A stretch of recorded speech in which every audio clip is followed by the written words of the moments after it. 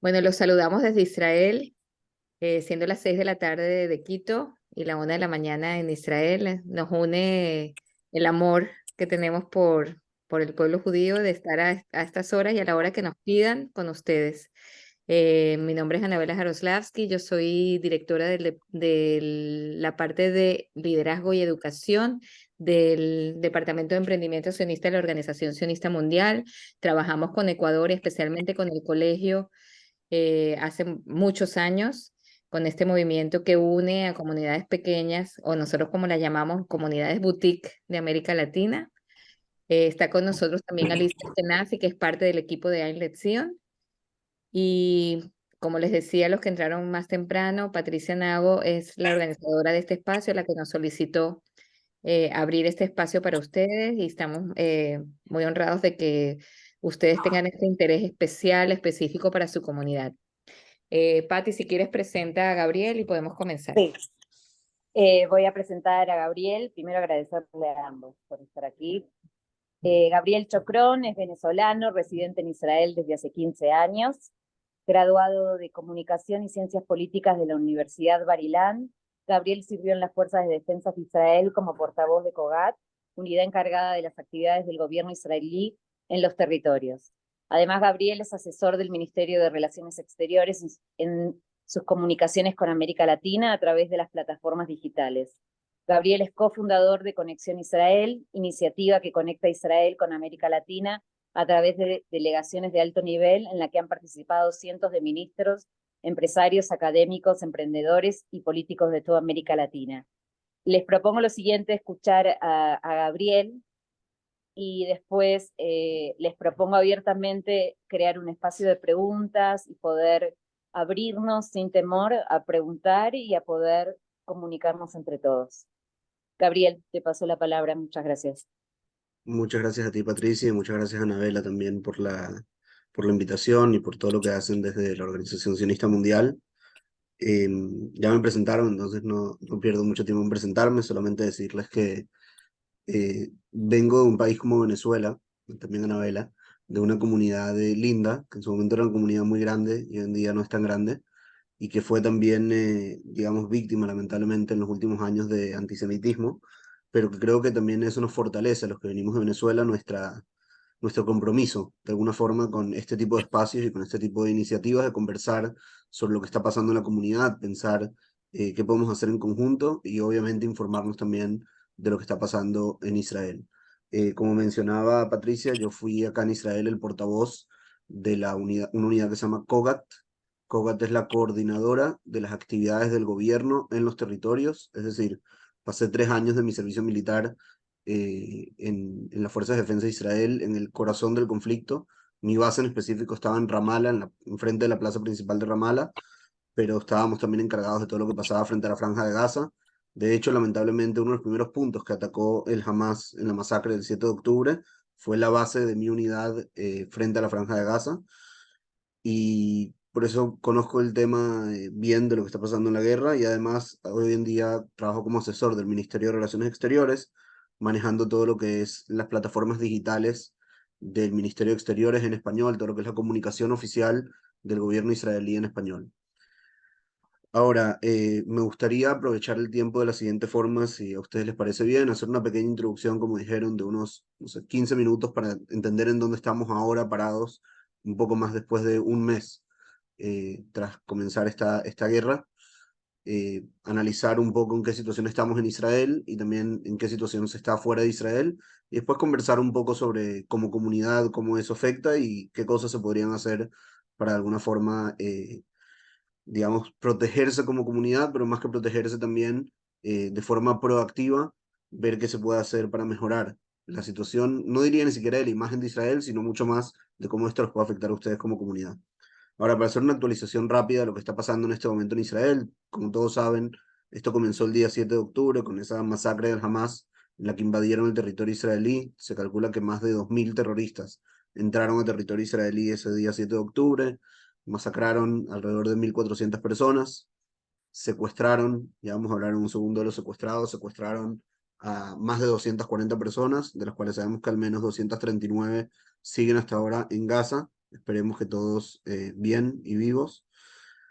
Y desde ese momento, incluso en el momento que invadieron Israel, comenzaron también a atacar con cohetes desde la Franja de Gaza hacia Israel. En el primer día, solamente en un día, dispararon 3.000 cohetes desde Gaza hacia Israel, solamente para ponerlo en proporción, es casi la misma cantidad de cohetes que dispararon en un mes en el año 2014, cuando hubo la operación Margen Protector. O sea, estamos hablando realmente de una cantidad insólita de cohetes disparados en un día. Y luego a partir de eso siguieron disparando cohetes. Ahora, yo diría que la actual guerra, en la situación en la que estamos ahora, se divide en tres frentes y voy a ir no necesariamente del frente más difícil, del más fácil al más difícil, ni del más difícil al más fácil, sino tratando de entrar a cada uno por separado. Por un lado tenemos el frente norte, del que poco se habla en los medios de comunicación, pero que es tal vez un frente que preocupa acá en Israel. Nosotros sabemos que en la frontera con el Líbano, en la frontera norte de Israel, tenemos a unos vecinos no muy simpáticos, que es la organización terrorista Hezbollah, que desde que comenzó la guerra hasta el día de hoy, especialmente en los últimos días, ha estado atacando de forma constante a Israel a través de lo que llamamos actividades de desgaste. Es decir, no hay acá una escalada donde disparan 3.000 cohetes en un día, pero todos los días se aseguran de recordarnos que están del otro lado de la frontera y disparan cohetes, disparan morteros, muchas veces disparan misiles antitanque desde el Líbano hacia Israel. Y del lado israelí siempre hay una respuesta ante esos ataques, por lo general una respuesta muy puntual, muy medida hacia el lugar desde donde fue lanzado el último ataque o hacia el lugar donde ven que va a ser lanzado un ataque. A veces hay también lo que se llaman ataques preventivos. Y realmente creo que el interés en este momento de las dos partes, tanto del Hezbollah como de Israel, es mantener ese conflicto en el norte en la menor escala posible. Bueno, Israel quisiera que no haya un conflicto del todo en el norte. Entendemos que el Hezbollah lo que está haciendo principalmente es, como decía antes, una actividad de desgaste, tratando de que Israel tenga que mantenerse ocupado también con el frente norte y no poder concentrar sus fuerzas en el sur, tratar de mantener este estado de alerta de lo que está pasando en el norte. Y por el lado israelí, obviamente no hay ningún interés de que haya una escalada de violencia con el Hezbollah. Estamos centrados totalmente en la operación que hay en el sur de Israel, en la Franja de Gaza, contra la organización terrorista Hamas. En general, Israel no quería en este momento una guerra. Nunca queremos una guerra, pero mucho menos ahora. Y la guerra que comenzó el 7 de octubre es una guerra que la inició la organización terrorista Hamas y que Israel, como dicen acá en la esfera política, Israel, si bien no inició la guerra, quiere sí ser el que termina la guerra consiguiendo los objetivos establecidos. Y eso me lleva a hablar un poco del segundo frente, que es tal vez el frente principal del que estamos hablando ahora, que es el frente que tenemos en el sur frente al Hamas en la Franja de Gaza. Eh, para resumir un poco, desde ese día 7 de octubre han disparado más de 9.000 cohetes desde la Franja de Gaza hacia Israel. Nuevamente, estamos hablando de una cantidad insólita de cohetes. Vemos que en los últimos 2, 3 días hay una reducción en la cantidad de cohetes que están disparando y eso se debe principalmente a la actividad de la Fuerza de Defensa de Israel dentro de Gaza. Por si no han visto noticias en los últimos días, en este momento las fuerzas de defensa de Israel están dentro del corazón de la Franja de Gaza, están dentro de la ciudad de Gaza. De hecho, hoy durante el día el ejército informó que estaban en lo que se llama el foco de seguridad del Hamas, es decir, donde el Hamas tiene sus principales bases terroristas dentro de la ciudad de Gaza, donde tienen también gran parte de sus entradas a los túneles, digamos, donde concentran la mayor cantidad de sus actividades. No es que Israel ya conquistó esa parte o digamos ya logró neutralizar por completo las capacidades Hamas en esa parte, pero ya llegaron hasta ese lugar y están en este momento luchando en esa zona. Y de hecho, si ustedes ven el mapa de Gaza, lo que dice Israel por el momento es que Israel concentró casi todos sus ataques aéreos en la zona norte de la Franja de Gaza y con las fuerzas terrestres, de alguna forma, embolsó lo que se dice la zona norte de la Franja de Gaza y la ciudad de Gaza para que no haya paso de terroristas hacia el sur y sí se permite, y vamos a hablar de eso en un momento, el paso de civiles no involucrados del norte hacia el sur. Es decir, aquí el esfuerzo que obviamente es muy importante destacarlo, el esfuerzo de Israel es un esfuerzo constante, decidido, pero siempre contra la organización terrorista Hamas y no contra los civiles que están en la Franja de Gaza, estén en el norte o en el sur de la Franja. Dicho esto, hay que decir algo muy importante, que Israel lleva ya 3 semanas pidiéndole a los residentes del norte de la Franja de Gaza que evacúen hacia el sur, es decir, pidiéndole a la gente que abandonen la zona de combate para alejarlos del peligro y que vayan hacia el sur, donde no hay en este momento un combate, no hay fuerzas terrestres de Israel. En el sur, todo con el objetivo de que no hayan civiles no involucrados en la zona de combate, todo con el objetivo de que no hayan bajas civiles del lado palestino. Es decir, Israel no tiene ningún interés, ustedes lo saben, pero creo que igual es importante repetirlo, no tiene ningún interés en que hayan daños a civiles. Sí tenemos interés en acabar con la infraestructura terrorista del Hamas y lamentablemente sabemos que el Hamas es una organización que por años, no es algo nuevo, se ha trincherado dentro de las zonas residenciales, dentro de la población civil, coloca sus lanzaderos de cohetes. Hoy vimos, por ejemplo, lanzaderos de cohetes y almacenes de armas dentro de un colegio a 1 metro de un salón de clases. Si quieren, después les puedo enviar el video. Eh, Colocan túneles debajo de hospitales, colocan almacenes de armas en mezquitas, es decir, están utilizando lo que nosotros llamamos la política de los escudos humanos, donde intentan esconderse detrás de la población civil palestina para seguir atacando y seguir fortaleciendo su maquinaria terrorista. Ahora, como les decía, durante 3 semanas, casi 3 semanas, Israel lleva pidiendo a los residentes de la Franja de Gaza que evacúen del norte de la franja hacia el sur, y de hecho, durante los últimos ya 5 días, han habido espacios durante el día de varias horas, a veces de 4 horas, a veces de 3 horas, en el que Israel, digamos, permite e incluso protege de forma activa que haya un corredor humanitario. Es decir, llevan soldados hacia una de las calles principales de la franja, que se llama la ruta de Salah al-Din, y permiten que la gente del norte de la franja evacúe de forma peatonal, digamos, hacia el sur de la franja, y todo esto resguardado por soldados israelíes que obviamente no disparan y no atacan a los civiles palestinos, sino que los protegen, porque vimos que en ocasiones anteriores, cuando intentaban evacuar, el Hamas era quien bloqueaba, quien impedía esas evacuaciones y que incluso algunas veces disparó hacia esas, digamos, filas de personas que estaban evacuando. En este momento se cree que de 1.100.000 palestinos que habían en el norte de la franja de Gaza, casi 1 millón ya evacuaron el norte de la franja y están ya en el sur, aunque sabemos que todavía hay, si evacuaron casi 1 millón, significa que hay alrededor de 100.000, que muchos de ellos siguen siendo civiles no involucrados, y el interés de Israel es que sigan evacuando hacia el sur de la franja.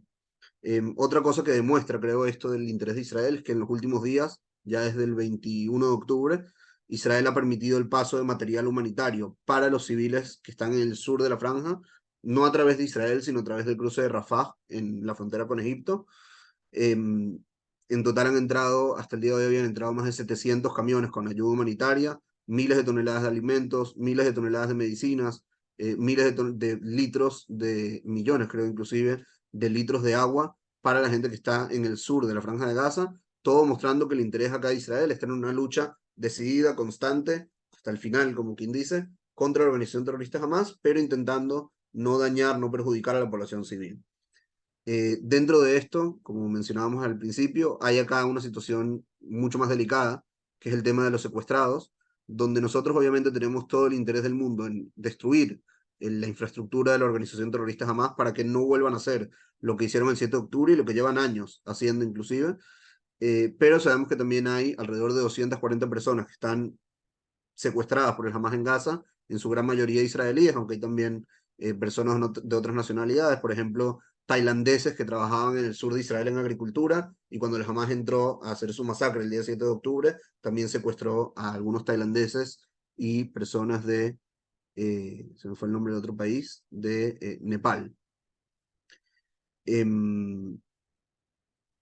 Ahora, dicho esto, la situación de los secuestrados, es importante decirlo, es que Israel mantiene una comunicación bastante hermética sobre el tema de los secuestrados. No hay reportes oficiales que indiquen ni el estado de los secuestrados, ni el estado de conversaciones para su liberación. Lo único que se dice públicamente, y que lo dijo ayer también una vez más el primer ministro israelí, es que Israel no va a aceptar ninguna, ni siquiera pausa de fuego, es decir, una pausa humanitaria, no va a aceptar nada hasta que no haya una devolución completa de los secuestrados. Hay todo tipo de rumores de si van a liberar a 10 personas, a 15 personas. Oficialmente en Israel son solo rumores, no hay nada confirmado. Vemos cómo el Hamas y otras organizaciones terroristas en Gaza intentan utilizar a los secuestrados como un arma psicológica muchas veces para generar división en Israel y generar presión sobre el gobierno para acceder a un cese al fuego, pero hasta este momento la posición del gobierno israelí es bastante, digamos, hermética y bastante fuerte, bastante decidida, de no aceptar ningún cese al fuego, ninguna negociación, ninguna pausa humanitaria, hasta que no haya una devolución, una liberación de los rehenes.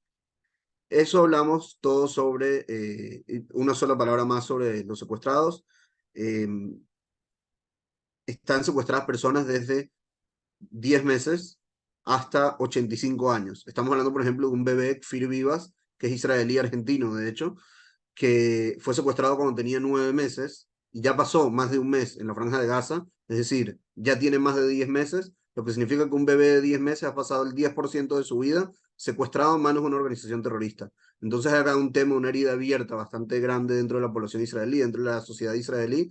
Les puedo decir, por ejemplo, que en frente del Museo de Arte de Tel Aviv se abrió lo que se llama la Plaza de los Secuestrados, donde están todas las familias, está el comando de campaña de las familias de los secuestrados, y pusieron ahí varias exhibiciones para concientizar sobre los nombres, las historias, las familias de estos secuestrados, y hay también una campaña bastante grande a nivel internacional. Vi que también hicieron algo en Ecuador en estos días junto a la Embajada de Israel. Me enteré por parte de un pastor evangélico que me lo comentó. Pero es un tema que también Israel sigue insistiendo y sigue mostrando de que es parte de nuestras prioridades en este momento dentro de la operación. Ahora, el tercer tema o el tercer frente que tenemos abierto no es un frente que está acá en Israel, no es ni en el norte ni en el sur, sino que es el frente en el que están ustedes, digamos, y todas las comunidades judías alrededor del mundo, incluso lugares donde no hay comunidad judía, que es el frente de la opinión pública y del antisemitismo, al fin y al cabo.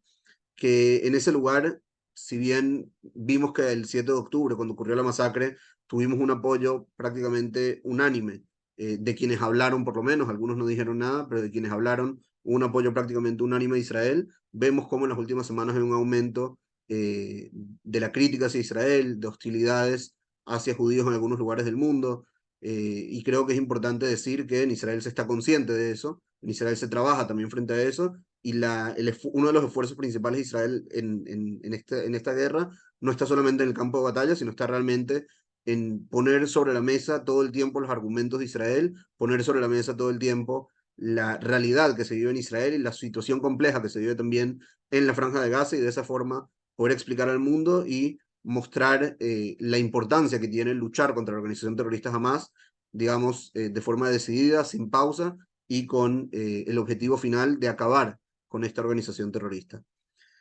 Ahora, me gustaría después que pasemos las preguntas, pero solamente les quería, como parte de introducción, creo, de esta segunda parte, que obviamente las preguntas podemos hacer lo que quieran, pero me gustaría también que conversemos sobre el tema. Creo que el manejo de cada comunidad respecto a la problemática del antisemitismo y de las críticas y de la, digamos, el nivel de hostilidades que hay en el país depende obviamente de cada uno de los casos. Ustedes que están en Ecuador van a saber mucho mejor que yo cuál es la situación en Ecuador, qué tanto antisemitismo hay, qué tan problemático está siendo para la comunidad lo que está pasando aquí del otro lado del mundo.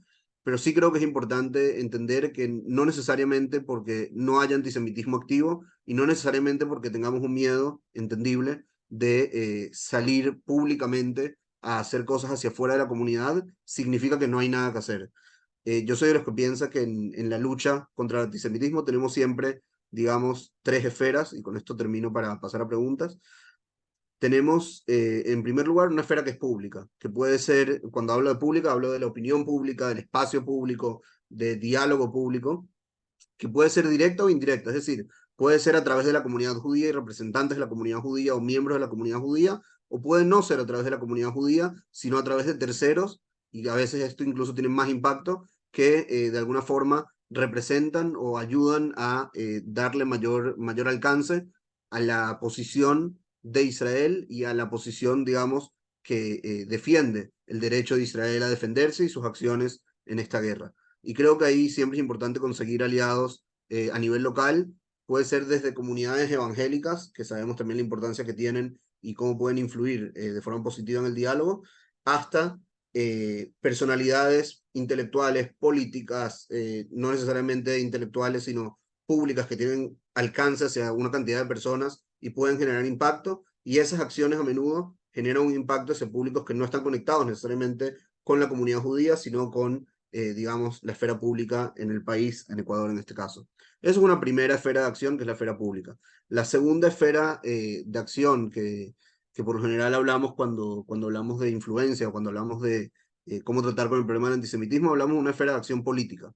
Y cuando hablamos de una esfera de acción política, y creo que aquí el caso de Ecuador además es un caso, digamos, complejo, pero que todavía tiene una parte positiva dentro de lo que está ocurriendo en Ecuador, que es buscar que digamos, el aparato político público del país conozca la complejidad del asunto y tome medidas en el asunto también. Cuando estamos hablando de antisemitismo en Ecuador, no estamos hablando de un problema de Israel, estamos hablando de un problema para el pueblo ecuatoriano, estamos hablando de un problema para ustedes, que son ciudadanos de Ecuador, que tienen los mismos derechos que cualquier otro ciudadano de Ecuador, a tener seguridad, a tener protección, a no ser discriminados, a no ser, digamos, deshumanizados en la esfera pública. Vi, por ejemplo, lo que pasó con la columna nefasta que apareció en el comercio en Ecuador. Eh, pero creo que dentro de ese accionar político, puede haber un accionar político donde por un lado pueden haber acciones, y aquí paso a la tercera esfera que se relaciona con la segunda, pueden haber acciones incluso legales, a nivel, por ejemplo, de definir a la organización terrorista Hamas como una organización terrorista en Ecuador, no necesariamente porque tenga presencia en Ecuador, sino por lo que significaría que hayan personas que hagan apología del terrorismo. Es decir, en el momento que nosotros creamos un marco legal para definir una organización como terrorista, permitimos también que los sistemas judiciales y de ley en el país puedan realmente tomar acciones cuando hay personas dentro del país que están haciendo apología del terrorismo. Hasta que eso no pasa, no hay un marco legal para hacerlo y por eso es importante. Y creo que en ese sentido, el momento político que vive el Ecuador, donde tiene un presidente que hasta ahora ha sido bastante positivo hacia Israel, que tuvo una política bastante amistosa con Israel, antes de su salida, que entiendo que está en transición prácticamente, antes de su salida del poder, puede ser también un buen, ustedes conocen mejor igual, yo solamente digo desde este lado cómo veo las cosas, puede ser también una posibilidad de tomar acciones concretas que puedan de alguna forma servir para proteger a la comunidad judía. Y asimismo, otra herramienta muy importante, que no sé si todos conocen, pero que les invito a leer, conocer, informarse y más todavía a concientizar en Ecuador sobre la existencia de esto, es lo que es la definición de antisemitismo de la IRA, AIRA, la Alianza Internacional de Recuerdo del Holocausto. Ellos crearon una definición de antisemitismo que es la más aceptada a nivel mundial, a nivel gubernamental. De hecho, hay países incluso en América Latina que ya la han adoptado y la han tomado como un marco de trabajo para la lucha como el antisemitismo. Y una de las cosas muy interesantes que tiene esta definición de antisemitismo es que da realmente, como decía, un marco de trabajo y ejemplos concretos de qué es considerado antisemitismo. Por ejemplo, dicen muy claramente que todo lo que es antisionismo es considerado antisemitismo, que todo lo que es comparación de los judíos o el Estado de Israel con el régimen nazi es considerado antisemitismo, y de vuelta, eso permite que haya realmente un marco legal para definir el antisemitismo por un lado y luego para tomar acciones concretas donde se deslegitimicen las acciones que realmente no son legítimas, como por ejemplo atacar a la comunidad judía por acciones que está tomando el Estado de Israel, apoyo o no la comunidad judía a las acciones que toma el Estado de Israel. Entonces eso fue mi introducción. Ahora me gustaría, con el permiso de Anabel y de Patricia, abrir un poco también para sus preguntas. Pueden ser preguntas o de la situación en Israel o de la segunda parte que hablamos. Eh, el escenario es de ustedes. Quizás que levanten la mano, Patricia, quien quisiera preguntar, que tenga algún comentario y les abrimos el micrófono para que puedan decirlo con su propia voz. A lo mejor tú empiezas, aquí está, el 220338, porque no sabemos cuál es su nombre. Por favor, se presenta, ¿sí? No tiene nombre su. Mi nombre es Narciso Atía, yo soy miembro de la comunidad judía del Ecuador. Mi pregunta es, ¿qué efecto creen ustedes que daría el realizar algún tipo de manifestaciones públicas apoyando la causa nuestra? ¿Ustedes cómo lo ven eso?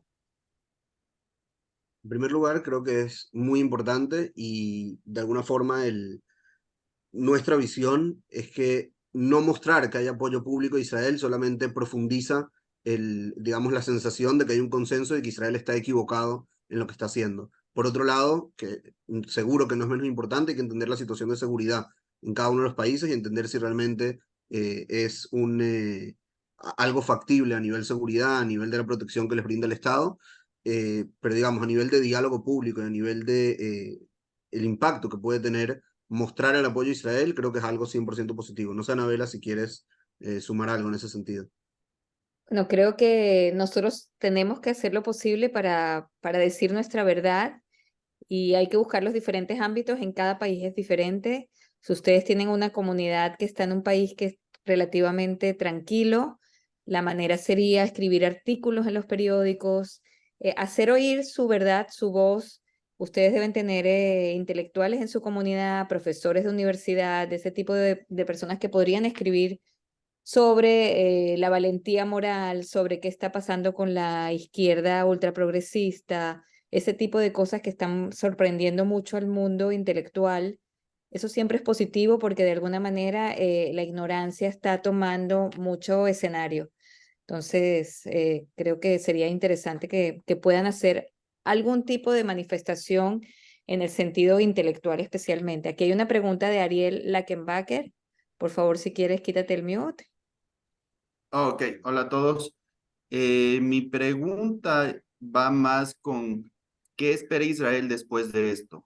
La misión es acabar Hamas y va a tener mucha repercusión en Gaza. Va a ser increíble porque estás acabando primero con el grupo político que todos estamos aquí, que es terrorista, pero tienen que empezar desde cero de nuevo y tienen que crear un nuevo sistema que Israel espera que sea no crear odio, pero va a haber muchos, ¿cómo se dice? Respuestas sobre eso. ¿Qué es lo que espera Israel? ¿Qué es lo que va a hacer Israel sobre esto? Excelente pregunta, Ariel. La primera respuesta que te voy a decir es que realmente hasta ahora, digamos, incluso dentro del gobierno israelí, no hay una decisión final de cuál es el estatus del día después. Es decir, hay mucha discusión sobre cuál va a ser el escenario con el que vamos a terminar la guerra y cómo vamos a manejar ese escenario. Pero para decirte, prácticamente se manejan tres hipótesis diferentes y después si quieres te digo cuál pienso yo que es la más probable o la más incluso positiva. La primera hipótesis es que Israel retome el control de la franja de Gaza, tanto a nivel de seguridad como a nivel civil, que te digo de entrada que es la peor opción para Israel, tanto por, digamos, temas de seguridad inclusive, de tener una presencia militar en un territorio que lleva años siendo gobernado por una organización terrorista, con una población que en su mayoría creció bajo un gobierno que los adoctrinaba al odio hacia Israel. Obviamente no va a ser algo muy simpático tener una presencia tan marcada ahí, y mucho menos a nivel civil. Entonces esa es la primera opción que muy probablemente no va a ser la que va a ocurrir. La segunda hipótesis con la que está trabajando Israel es que Israel digamos, a acabar con el Hamas, va a tomar el control de la seguridad en la franja de Gaza, pero va a haber un control civil de la autoridad palestina, es decir, la autoridad palestina que gobierna en Cisjordania, Judea y Samaria, tomaría el control de la parte civil en la franja de Gaza, igual que lo hace en la mayoría de la población civil palestina en Cisjordania. Esta probablemente es la opción ideal del punto de vista de Israel, porque está manteniendo sus necesidades de seguridad, pero está dejando la parte civil en manos de palestinos, de la autoridad palestina, y también entendiendo que si el Hamas hasta ahora era una fuerza política y terrorista que utilizaba los recursos de los palestinos para, como sabemos, alimentar su maquinaria terrorista, recibía, nada más por dar un ejemplo, recibía al año alrededor de 700 millones de dólares, no estoy hablando de ayuda internacional, 700 millones de dólares de impuestos de los palestinos de Gaza. Es decir, dinero que le cobraban a los palestinos de Gaza, 700 millones de dólares, y en lugar de invertirlo en, por ejemplo, hacer una planta eléctrica o hacer una planta de desalinización de agua, lo invertían en construir túneles, en fabricar cohetes y en comprar explosivos para después venir a atacar a Israel.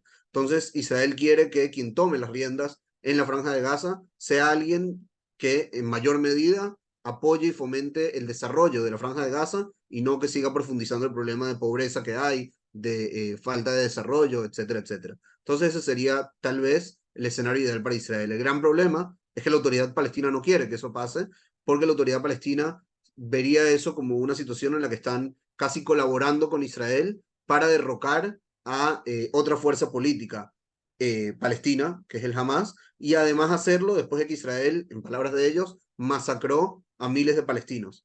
Entonces, a la autoridad palestina, desde el punto de vista político, le costaría muchos puntos frente a su público tener esta colaboración con Israel. Entonces, ahí está el segundo problema. Y la tercera hipótesis, que creo que en este momento es la más probable, a menos de que Israel logre de alguna forma dar un incentivo bueno a la autoridad palestina. La tercera hipótesis es que Israel retome el control de seguridad. Creo que en todos los casos está claro que Israel va a mantener el control de seguridad en la franja, por lo menos por un tiempo. Retome el control de seguridad y por un tiempo determinado, es decir, por una cantidad de años determinada, hay una fuerza internacional trabajando dentro de la Franja de Gaza, administrando los recursos que entran a la Franja de Gaza, propiciando el desarrollo de la Franja de Gaza y cuando sea el momento transferir esas autoridades a la autoridad palestina y así de alguna forma también hay un espacio, un buffer entre que Israel derrocó al Hamas y hizo lo que está haciendo frente a que entró la autoridad palestina. Decirte cuál de las tres hipótesis va a pasar, no lo sabemos. Hay también gente que llama a que Egipto tome el control de la franja, cosas que no creo que puedan pasar. Pero hay otra pregunta interesante en eso, que lo mencionaste un poco, es también cómo se maneja la población después de que Israel termine con la organización terrorista Hamas. Como decía antes, hay digamos, un adoctrinamiento masivo en la Franja de Gaza. El Hamas lleva 16 años en el poder. Seguramente todos ustedes conocen los videos de cómo, por ejemplo, llevan a los niños a campamentos de verano, donde en vez de enseñarles matemática y arte, les enseñan a utilizar armas y les explican que hay que cortarle la garganta a los judíos. Sí, esas son cosas textuales que les enseñaban en los campamentos de verano. Entonces sabemos que el momento en que entramos a Gaza, el momento en que terminamos con la organización terrorista Hamas, estamos frente a una población que en su mayoría va a tener una forma de ver las cosas bastante hostil hacia Israel, mucho más después de haber pasado por una guerra. Entonces hay también un tema acá de generar una realidad diferente. Es decir, si nosotros realmente queremos que haya un cambio sustantivo, sustancial en la forma de pensar de los palestinos, tenemos que mostrarles que la alternativa que hay para ellos después de que esto terminó es una alternativa mucho mejor de lo que estaban viviendo por 16 años. No es que tengamos mucha competencia después de lo poco que hizo el Hamas en 16 años, pero creo que va a ser el principal esfuerzo de Israel y de la comunidad internacional, va a ser mostrar cómo Gaza puede convertirse, sí, en un lugar donde se fomenta el desarrollo, donde hay crecimiento, donde hay progreso y dejar atrás, digamos, toda la historia de sangre que tiene la Franja de Gaza. Estoy siendo optimista, pero... ¿Alguna otra pregunta? Patricia, tienes que abrir el mute. Ahí está. No, está, Sebastián me pidió la palabra. Ok, adelante, Sebastián. Lo que pasa es que no lo encuentro porque no sé dónde está. Hay un Ahí. iPhone, ¿no? Abajo de Alisa lo tengo yo. Sí, bueno, sí. Si no lo, exacto. Ahí va. Dale. Hola, hola, buenas noches con todos. Sé que hay que preocuparse mucho y con mucha energía por el afuera, por las relaciones públicas, políticas, por la cuestión diplomática y les hará. Estoy viendo un fenómeno que me preocupa y quiero ver si también a ustedes, es la cantidad, en palabras de Peretnik, de autoodio que veo en muchos jóvenes, ¿sí? Jóvenes que están mucho más alineados a la propuesta no judía, no sionista. Los veo en sus WhatsApp. De la izquierda ultraprogresista de la que De estamos la hablando. izquierda ultra progresista, incluso lamentablemente me ha pasado de ver links y notas y opiniones de jóvenes judíos de nuestra comunidad. ¿Hay una preocupación por eso? ¿Hay comunidades que están trabajando con una nueva línea pedagógica o con nuevas propuestas para abrir realmente los ojos de nuestra gente? Excelente pregunta. En primer lugar, lamentablemente es un fenómeno que se da en muchas comunidades, especialmente en jóvenes, y creo que ahí la causa principal es las cosas que vemos en las redes sociales. O sea, en las redes sociales, eh, digamos, tenemos acceso a todas las opiniones y a veces es difícil diferenciar el bueno del malo, como quien dice. Entonces, realmente aquí hay un tema de cómo se ven las cosas en las redes sociales y cómo es mucho más fácil colocarse de un lado que del otro cuando uno ve imágenes tan difíciles. Este, ahora, respecto al tema pedagógico de la comunidad, creo que es muy importante por eso también hablar del tema. Me imagino que lo hacen, pero creo que es muy importante hablar del tema a nivel escolar, desde la edad que consideren apropiada, y mostrar, digamos, la posición de Israel, no necesariamente una forma de convencer, como lo hacemos hacia afuera, sino una forma también de complejidad digamos, no de justificación, sino muchas veces de simplemente entender la complejidad, o sea, un tema de mostrar los dilemas a los que está sujetos la Fuerza de Defensa de Israel, mostrar los dilemas a los que está sujeta el gobierno de Israel, y no hacerlo de una forma en que tenemos la razón y el que no esté con nosotros es un antisemita, y si, aunque eres judío, si estás en contra nuestro eres antisemita, sino abrir mucho más el espacio para el diálogo, abrir mucho más el espacio para plantear esos dilemas y darle lugar a eso, especialmente en jóvenes, que son jóvenes que tienen una mentalidad más liberal, más abierta, más hacia afuera del mundo, y donde digamos, la brecha que hay entre la posición, llamémoslo así, sionista total y la posición anti-Israel es demasiado grande, y si nosotros nos posicionamos en un lugar y tratamos de jalarlos desde este lugar hacia acá, no lo vamos a lograr.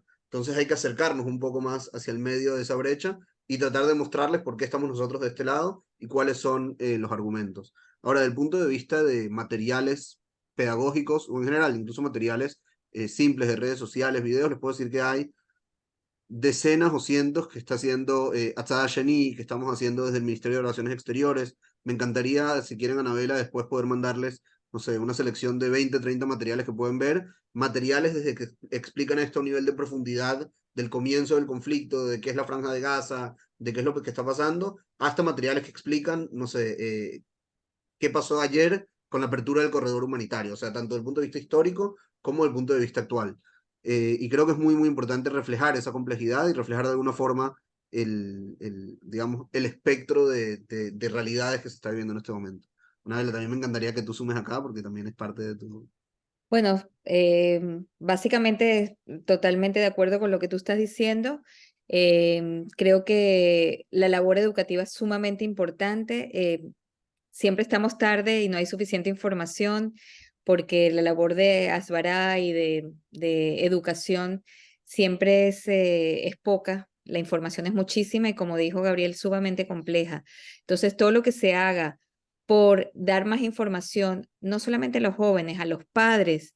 Inclusive esta semana hemos hablado con algunas escuelas donde se ha propuesto que haya actividades en conjunto, padres e hijos, para que eso se convierta en una conversación en casa, de judíos y no judíos. En su colegio ustedes tienen niños no judíos también. Entonces es importante que esa conversación se abra, que haya información, que ustedes se preocupen por también expresarse. No esconderse, no quedarse callados. Es sumamente importante que haya la palabra y el ejemplo de los líderes de la comunidad, de los adultos. Es lo que los jóvenes ven y es lo que después los jóvenes de alguna manera imitan, emulan, y tienen también una valentía moral que en este momento quizás está oculta por el miedo, ¿no? Por estar abrumado porque nos odian. ¿Por qué nos odian? No entendemos. Entonces, hay que tener la valentía de decir quiénes somos y estar orgulloso de quiénes somos y defender lo que pensamos, y eso es imitable por los jóvenes. Quiero dar la Una cosa, palabra. Sí, una adelante. cosa nada más que sumo a eso, obviamente, además no está de más decir porque es importante decirlo, pero que estamos aquí a la orden para cualquier cosa que Sí, podamos sumar, para hacer siempre. cosas con los jóvenes, para poder tener conversaciones como estas, abiertas con ellos, responder preguntas, estamos 100% a la orden Totalmente, para lo que necesiten. totalmente a la orden. Aquí hay tres personas que quieren preguntar. Una señora Sofía Hecht, después está la señora Silvia Lehmann y después Evelyn. Entonces vamos con Sofía. A ver. La señora Sofía, veo que no tiene no tiene la cámara, entonces no la puedo poner en pantalla. No sé si todavía quiere preguntar. ¿Aló? ¿Me Sí, escuchan? pero no te Sí, vemos, Perdón, no. no te Sí, es vemos. que estoy conduciendo, entonces no me pueden ver porque sería Ok. imprudente. Pero quería preguntarles, eh, ¿qué pasa con Bibi? ¿Cuál es la postura dentro de Israel sobre Netanyahu? Obviamente su imagen a nivel del mundo es terrible, y quiero saber qué va a pasar. Esa es mi pregunta. No sé si me escucharon. Sí, sí, sí, sí, gracias. perfectamente. Gracias. Perfectamente, es una pregunta muy complicada. Yo creo que la pregunta tiene tres partes acá. Primero es entender que, digamos, por un lado, Netanyahu entró a esta guerra tal vez en su peor momento desde el punto de vista político, interno israelí. Aquí había una crisis política como no hubo en la historia de Israel.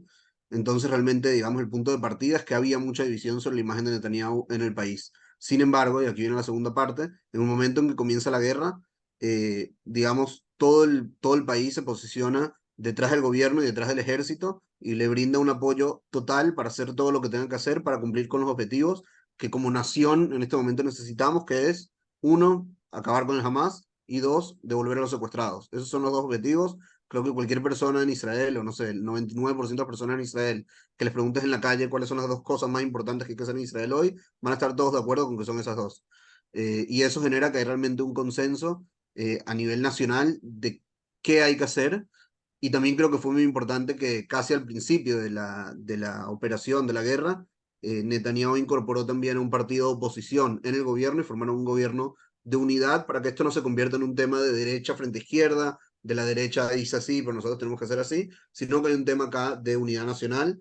Y puedo decir que en el casi 99% del país hay consenso tanto en el qué hay que hacer y casi siempre en el cómo hay que hacerlo.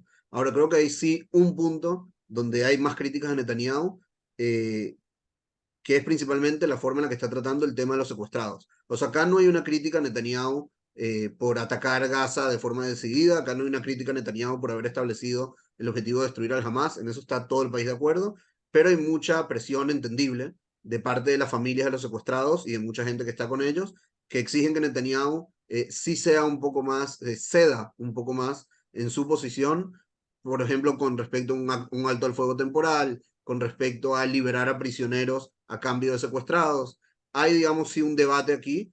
No diría que es un debate que está en el mainstream, o sea, no diría que es un debate que la mayoría del país está, digamos, discutiendo y la enorme mayoría del país más bien está de acuerdo por ahora, por lo menos, con la posición que está llevando el gobierno, pero se va viendo, sí, algunas personas que salen a manifestarse, algunas personas que aparecen en medios pidiendo que el gobierno actúe de forma diferente y demás.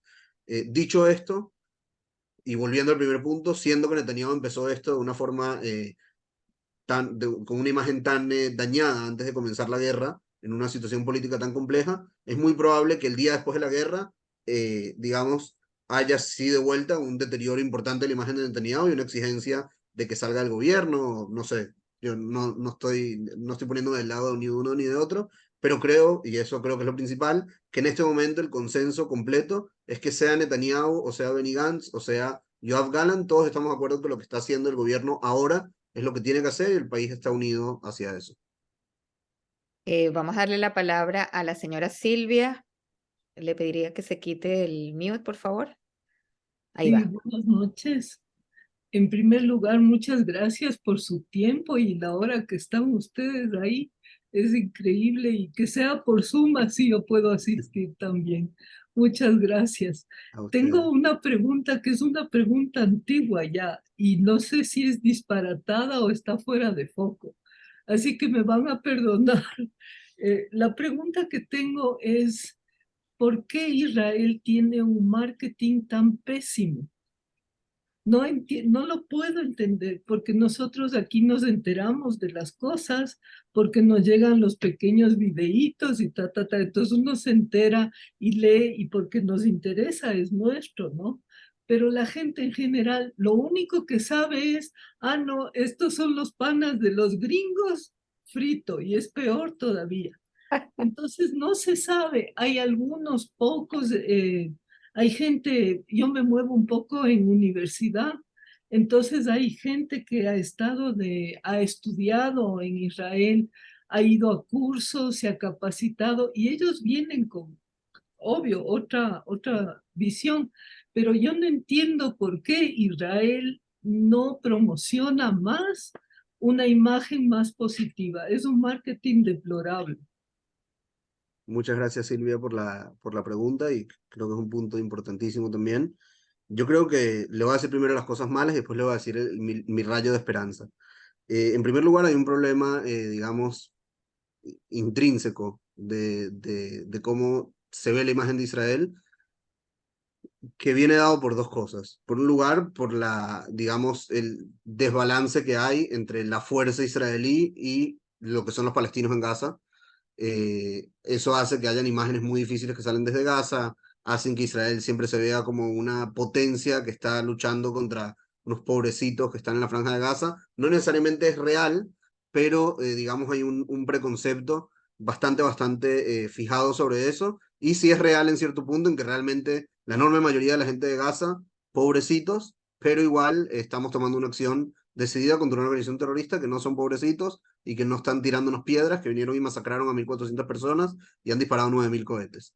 Ahora, esa es la primera parte. En la segunda parte del problema intrínseco, digamos, de esto, eh, es también la presencia de, digamos, en primer lugar, una cantidad enorme de musulmanes en el mundo que hacen que se muestren con mayor fuerza, que muestren mayor masividad e incluso, perdón que sea tan, atrevido con lo que voy a decir, que ellos nunca tienen miedo de mostrarlo y nosotros muchas veces sí tenemos miedo de mostrarlo. Al fin y al cabo, gracias a Dios, no hay terroristas judíos que salen a apuñalar a personas en manifestaciones en Berlín, pero sí hay terroristas musulmanes que lo hacen en otros lugares del mundo. Entonces a veces sí existe ese miedo y se crea esta imagen de masividad y de apoyo. Yo pienso que Israel por mucho tiempo pensó con cabeza muy israelí sobre cómo mostrar la realidad. Estamos acá en una situación en la que por un lado Israel en el Medio Oriente quiere mostrar fuerza, porque ese es el idioma que se habla acá en el Medio Oriente. O sea, si tú en el Medio Oriente te muestras una posición de debilidad, eh, como quien dice, te cortan la cabeza. O sea, acá en esta zona del mundo se habla así. Si no muestras una posición de fuerza, si eres débil, es el momento en que te atacan y no al contrario. Mientras que en Occidente nuestra identidad, nuestra solidaridad es con el débil y no con el fuerte. Entonces Israel vive en este dilema constante entre atacar con fuerza para mostrar tu fortaleza y mostrar que no eres el débil, también a nivel retórico y también a nivel práctico operativo por parte del ejército, pero al mismo tiempo nosotros luchamos con valores occidentales. Al fin y al cabo Israel es un país que tiene valores occidentales, que respeta el derecho internacional, que tiene como bandera que es la única democracia del Medio Oriente. Entonces hay un dilema acá, digamos, de cómo actuar tanto en la batalla como en la batalla retórica. Y creo que eso es un problema donde siempre nos vamos a encontrar ese choque. Y otra vez, Israel, una vez Golda Meir dijo que prefiere, no estoy citando exacto porque no recuerdo la cita exacta, pero algo así como que prefiere, si le dan a elegir entre estar muerta, eh, pero que la gente se identifique con ella, o estar, que le dé lástima a la gente, o estar viva pero tener mala imagen, prefiere estar viva y tener mala imagen. Entonces Israel en esta realidad, en este momento lo que está haciendo es lo que tiene que hacer para estar vivo. Y en el medio estamos acompañando eso con todo lo posible para mejorar nuestra imagen. Ahora, dicho todo eso, creo que yo sí veo un rayo de esperanza en que creo que la mayoría del mundo civilizado occidental, por lo menos a nivel diplomático y gubernamental, se ha posicionado al lado de Israel, se ha expresado a favor de Israel. Obviamente tienen críticas, tienen cuestionamientos sobre cómo actúa Israel, pero creo que esos cuestionamientos, primero que pueden ser legítimos inclusive, de realmente entender por qué están actuando de la forma que están actuando, si eso realmente está en base a la ley internacional, entender la complejidad del asunto, pero creo que a nivel diplomático la enorme mayoría de los países occidentales se han posicionado a favor de Israel y siguen posicionándose a favor de Israel. No necesariamente eso se ve reflejado en los campuses universitarios, en la población musulmana ni hablar, en algunas capitales europeas, por la naturaleza tanto de la sociedad como de lo que hablaba un poco Novela, de lo que ha sido la izquierda en los últimos años, que ha estado constantemente desde hace no uno ni dos, sino podría decir desde hace 20 años, ya lo voy a decir para mí dónde comenzó esto, ha estado posicionándose del lado de los palestinos por un tema de la narrativa del apartheid, la narrativa de los derechos humanos, la narrativa de la protección del débil, y todo esto comienza en el año 2001, cuando hay una conferencia de la ONU contra el racismo, y la conferencia en Durban, en Sudáfrica, y la conferencia se transforma en un festival de odio en contra de Israel. Y desde ese momento pasa a ser este slogan de que Israel es un estado apartheid, pasa a ser un impuesto que tienen que pagar los intelectuales en gran parte del mundo para mostrarse como intelectuales y mostrarse como que están del lado del oprimido y no del lado del opresor. Entonces, lamentablemente por muchos años se dejó de lado, no se trabajó de la forma correcta y ahora lo estamos viendo, pero sí creo que en este momento hay una influencia mucho mayor de la posición de Israel sobre, digamos, la esfera pública en general. Ayer veía una encuesta en Estados Unidos que decía que todos los graduados universitarios de economía, de todas las materias científicas en general, todos se posicionaban a favor de Israel. En la única escuela donde no había una mayoría a favor de Israel era en la escuela de las humanidades.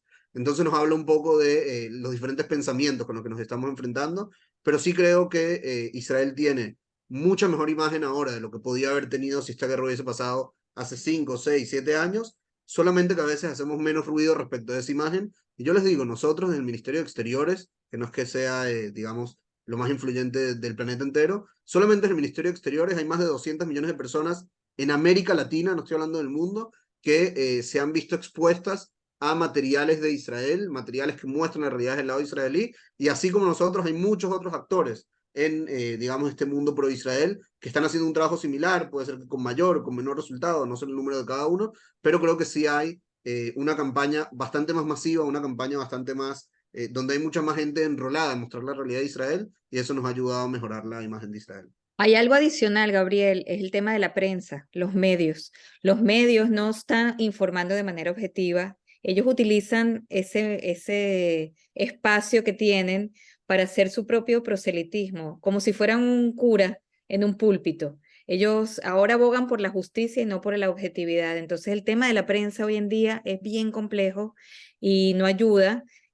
Otra cosa es que en el mundo la gente ahora consume fake news y fake news, fake news, muy elaboradas, y no consume necesariamente la verdad, sino lo que les parece el morbo de la guerra, los que le llama la atención en los medios. Entonces, es muy difícil ganar una pelea de medios en un mundo tan relativista y la verdad como que no existe, sino que es la que yo quiero consumir y la que me da placer a mí ver y la que yo sigo a todo y bastante poco profunda. Entonces, además de que Israel en ese sentido ha perdido muchos años porque tenía un poco de soberbia de que ellos saben lo que están haciendo, no tienen que informarle a nadie, se perdió mucho tiempo, en verdad sí, y ahora es un poco difícil con esta nueva realidad que tenemos y estos nuevos valores que han hecho la tecnología, los medios, la comunicación, todo cambió en el mundo muchísimo y se hace más cuesta arriba. Sin embargo, entre todos lo podemos mejorar. Creo que por eso les dije antes, lo más importante sí es expresarse, sí hay que decir cosas, sí hay que hablar, sí hay que buscar amigos de ustedes en la comunidad, no solamente judíos, porque nosotros somos sospechosos, digamos, gente fuera de la comunidad, intelectuales que entiendan el lugar de Israel, que sepan de historia, que entiendan las cosas que tienen, todo tiene dos narrativas, pero la narrativa nuestra también existe y hay que decirla. Entonces hay que decirla más. Quiero darle, yo creo que la última pregunta va a ser la de Belín, pues también un poco por la hora. Adelante, la señora Belín, le voy a pedir que se quite el mute, por favor. Gracias, Gabriela, Anabela, buenas noches.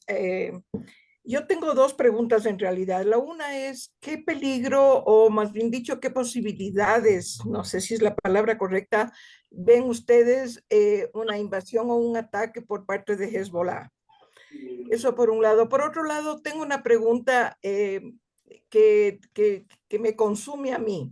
Yo estoy informando a todo el mundo lo que más puedo sobre la situación, pero tengo un grupo en particular que es completamente izquierdista y muy renuente en aceptar mi versión de las cosas. ¿Cómo se puede manejar esto para tratar de por lo menos convencer que parte de lo que yo digo no es una locura? Gracias. Excelente, Belín. Gracias. Muchas gracias.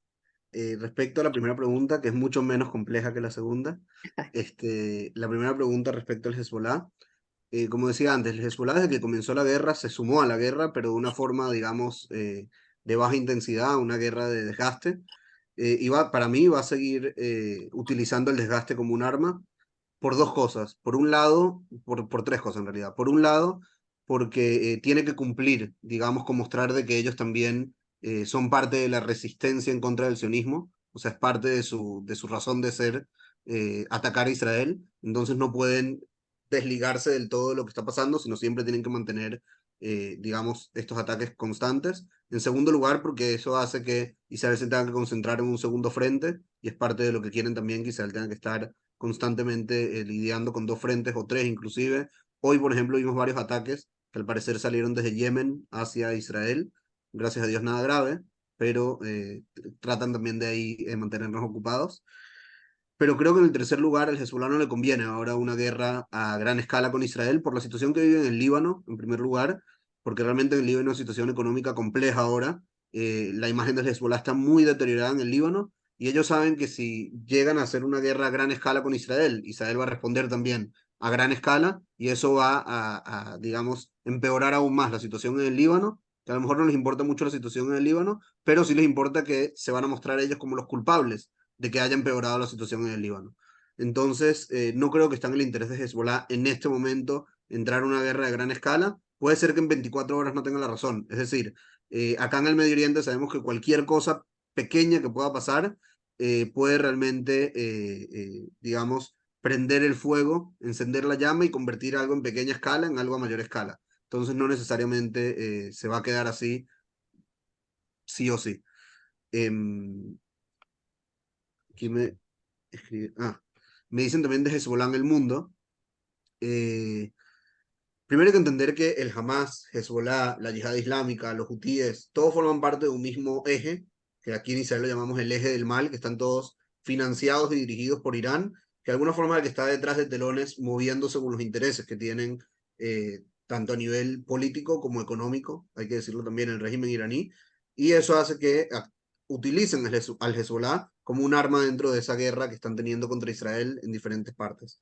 Entonces también el Hezbollah en el mundo, que lamentablemente tiene presencia en Europa bastante marcada y también en algunos lugares de América Latina, puede intentar buscar ganar puntos, digamos, del punto de vista iraní, con acciones muy concretas y muy específicas para seguirse mostrando como parte de este eje de la resistencia, que como decía, es su razón de ser de atacar a Israel. Entonces hay realmente también la problemática del Hezbollah en el mundo, que lamentablemente en lugares como América Latina no todos entienden que en América Latina el Hezbollah no solamente está presente físicamente y es un peligro para la integridad física de las personas, sino que tiene incluso, perdón que les diga algo que va a sonar tan loco, pero se los digo con toda la responsabilidad, tiene incluso aparatos de propaganda dentro de América Latina. Es decir, el Hezbollah tiene medios de comunicación que comunican en español en América Latina y que parte de las noticias que consumen las personas en América Latina, si bien todavía no son el mainstream, vienen de un lugar como la organización terrorista Hezbollah y como el régimen iraní. Hay también una televisión iraní que transmite en español en América Latina y en España. Y por eso es tan importante que la gente entienda que estamos frente a una organización terrorista, que hay una definición clara del Hezbollah y del Hamas como organización terrorista y que de esa forma se limite mucho más su capacidad de actuar, tanto físicamente como a nivel de retórica en los países.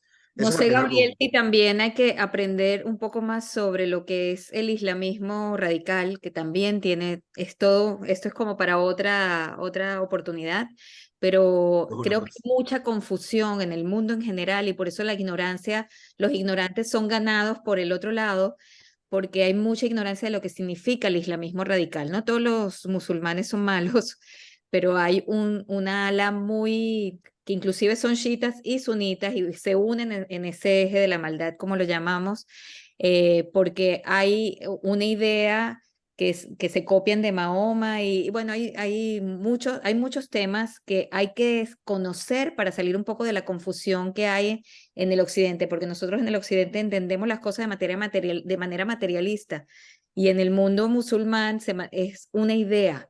Ellos no quieren tierra, ellos quieren otra cosa. Entonces, es importante también estar al tanto y poder hablar de ese tema y leerlo. Es muy fácil encontrarlo en las fuentes.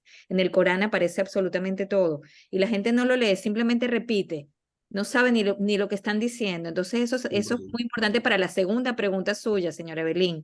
Exactamente. Hay que tener mucho más información para poder... adelante, Gabriel, si quieres Yo creo que comentar. en específico, y justo eso es exactamente lo que iba a conectar, Nabela, es justamente en el mundo de la izquierda, digamos, como la que usted estaba diciendo, va a sonar un poco raro lo que voy a decir, pero estamos realmente en la guerra que es más fácil ganar desde ese punto de vista, porque realmente estamos frente a una organización terrorista que va en contra de todos los valores humanos de progreso, liberales, de derechos humanos, o sea, todas las grandes banderas que tiene, digamos, la izquierda o los movimientos progresistas en el mundo, son justamente todo lo que el Hamas atropella con su accionar. Es decir, desde los derechos de las mujeres, estamos hablando de una organización terrorista que en la televisión pública en Gaza daba discursos de cómo había, y no estoy exagerando, cómo había que golpear a la mujer. Y explicaba que los golpes a la mujer tienen que ser palizas terapéuticas y que para la mujer los golpes de su esposo tienen que ser dulces como las pasas. Y todo esto que les acabo de decir sí son quotes textuales de la televisión del Hamas en Gaza. Pasando por derechos homosexuales, que ni siquiera tengo lo que decir en derechos homosexuales porque no hay del todo derechos homosexuales en Gaza, pasando por libertad de expresión, ni hablar de gente que criticaba al Hamas. Muchas veces ni siquiera sabemos lo que pasó con esas personas. Les puedo contar, por ejemplo, el ejemplo de un palestino de Gaza que en la época del corona hizo un Zoom con activistas pro paz israelíes. Ni siquiera era un tema en contra del Hamas, ni siquiera era un tema de, no sé, irse a vivir del otro lado. Hizo un Zoom con activistas pro paz. El Hamas lo buscó, lo arrestó y lo tuvo por meses arrestado y sabrá Dios qué le habrán hecho. Y obviamente más nunca hizo un Zoom pro paz. Y estos son Este los que pobre están palestino. manifestando, los feministas, Exactamente. es increíble, no conocen, hay mucha ignorancia. Y pasando así, o sea, también, por ejemplo, los cristianos. Estamos hablando de una organización terrorista que dicen abiertamente que quieren acabar con el cristianismo, que dicen abiertamente que los musulmanes van a regir sobre toda la tierra, que, por ejemplo, no sé si sabían, el 7 de octubre del 2023 fue la masacre que nosotros vimos en Israel. El 7 de octubre del 2007, exactamente 16 años antes, unos meses después de que el Hamas subió al poder, fue asesinado Rami Ayad, que seguramente nunca escucharon el nombre de Rami Ayad, pero Rami Ayad era un palestino cristiano que vivía en Gaza, que era dueño de la única librería cristiana en Gaza, y que pocos meses después de que el Hamas subió al poder, al pobre Rami Ayad lo secuestraron, lo torturaron y lo asesinaron, y además está decir que nunca volvieron a abrir la única librería cristiana de Gaza. Entonces estamos hablando de una organización terrorista que persigue justamente, que pisotea justamente todos los valores que para las personas que protegen los derechos humanos deberían ser sus valores fundamentales. Entonces creo que es muy importante tocar, conectar nuestra lucha con los valores que para ellos son importantes. Ahora, dicho esto, agrego un punto más, que es que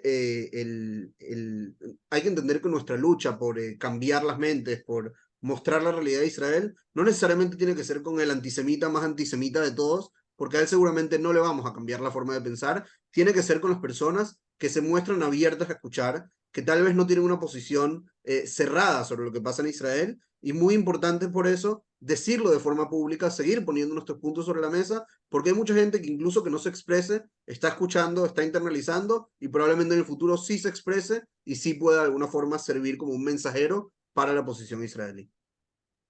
Muy bien, entonces vamos a ir cerrando. Quizás podríamos darle la palabra a alguno de los dirigentes que están acá. Aquí está Daniel, veo a los dos Daniel, creo que está Vivi Goda, me parece haberlo visto. No sé, Dani, si quieres decir algo. Daniel, bueno, los veo a todos sin cámara, están todos sin cámara, quizás no pueden, pero Patti, si quieres despedirte, adelante. Sí. Primero agradecerles un montón a los dos. Yo creo que es súper importante empezar a abrir estos espacios en donde nosotros podamos expresarnos, podamos preguntar. Creo esto nos ayuda a no sentirnos solos en el medio de lo que es nuestro pequeño Ecuador. No Quiero están solos, aprovechar no a están todos. solos. ¿Cómo? Que no están solos, eso se lo puedo asegurar. Exacto, no, y uno lo siente, y más en estas cosas. Quiero aprovechar también, disculpame Ana y Gabriel un minutito, quiero presentarles a todos, está acá en el chat Ana Rothman. Ana ha venido con su familia en el avión humanitario de Ecuador. Ana, no sé No si me tiene estás ahí cámara, escuchando. no tiene No cámara. tiene cámara. Solamente para darle formalmente como comunidad, Ana está acá con su marido y sus 3 hijos, estaban en la ciudad de Sderot. Ellos estuvieron escondidos durante bastantes horas hasta que pudieron al otro día salir y tomar el primer avión y venirse para acá a Ecuador. Así que, Ana, queremos darte la bienvenida a esta comunidad, el tiempo que ustedes nos acompañen y que cuenten con nosotros.